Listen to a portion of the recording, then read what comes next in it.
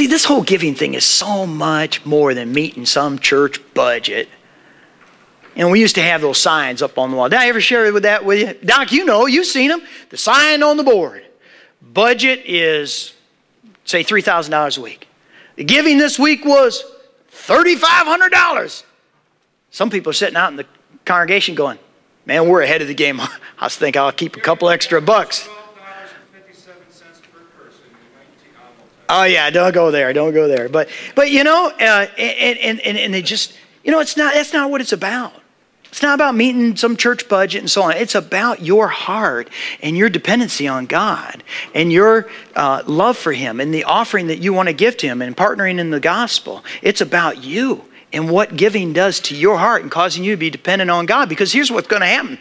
If I give, I got to trust that God's going to supply, right? And here's the neat thing. The more I get out of being, you know, me trusting, the more I depend on God. He's continually working a plan that says, depend on me, depend on me, depend on me, depend on me. You're His child. Why worry? He's the greatest Father. He'll take care of all of our needs. Some people don't even give. Why not? Well, possibly because they don't trust God. That's a sad thing. There, at any given assembly, at any place in the history of the United States, there'll be those who don't give to those who are offering up a fragrant offering to God. I've heard some people say, well, I can't afford to give right now. I say to you, trust in God because you can't afford not to. I want you to think about that. That's going to take faith to believe that. It's a huge, huge, huge faith issue. That's what it's all about. Giving is first and foremost a faith issue. Let me finish up one passage, and we're gonna close up here, okay? So, worship team, come on down the road if you would. But maybe you've heard this passage preached before, but the truth stands today. When God asks the question at Malachi, will you rob me? Rob you? How do we rob you? In tithes and offerings. You're under a curse, whole nation of you, because you're robbing me. Bring the whole tithe into the storehouse, that there may be food in my house. Test me in this. Do you realize that's the only thing God ever says to test Him in? Test me in this. Test Him. I've been doing this for 30 years, and I've tested Him, and I've never gone without need. My family has never gone without need, and I've even been in a situation where I'm going to school full time and have a family with 3 children, no job, no nothing. God took care of me that whole time. He always takes care of me. He always does, because I'm one of His children, and so are you. Test Him in this. Test Him. It's a faith issue, okay? Faith issue, Malachi. Go back and read it and pray about it. Look at how you're doing with your finances. You know, if we're healthy in our finances, we'll be in such a position that when God taps you on your shoulder, you'll be ready to respond and be able to engage in the kingdom business. Here's the big idea, and don't forget it today, okay? A sacrificial, loving giver is what pleases God, and He promises to bless them by meeting all their needs.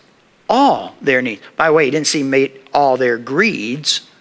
He said all their needs. It's amazing today. There was a survey done in 1890. I didn't even know they did surveys back in 1890. They did a survey back in 1890 asking people, what are the basic needs that you have to have for life? The list was 16 things. That people felt there were 16 things that we absolutely have to have for life. The survey was done again in 21st century. Guess what? How many there was on there? 96 things that we absolutely need. You know, cell phones, the internet, our cars, you know, and so on. We got all these things. Hot water heater. Isn't that right? We got to have a hot water heater, man. Can you imagine taking a shower without hot water? I can. I've been to Kenya. I know you can do it. You don't need a hot water heater. Anyhow, you get the point. There's a difference between my needs and my greeds, and God has promised. God of the universe has promised to meet all of your needs. Do you trust Him? That's what really giving gets down to. Do you trust Him? This is great exercise, much like fasting. Do you trust Him? Will He supply you? Will He take care of you? You say, I can't afford to. You can afford not to. This is the heart and soul of the gospel.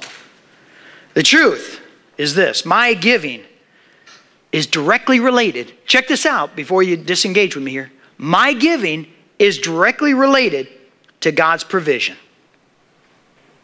Did you see that? My giving is directly related to God's provision.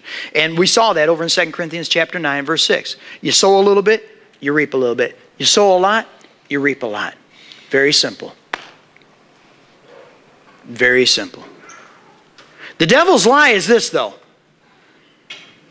is that you think that money in your purse, in your wallet, in your bank account, the house you have, that family that you have, the clothes you even have on, matter of fact, your very own life, that somehow you think that's yours. This is the devil's lie. You think you own it. We still think we own this stuff and we can control it. We don't. It all belongs to him. It all does. Every bit of it. And so when we come to faith in Jesus Christ, become a disciple, how much are we to give? Every bit of it from the beginning. 100% is his.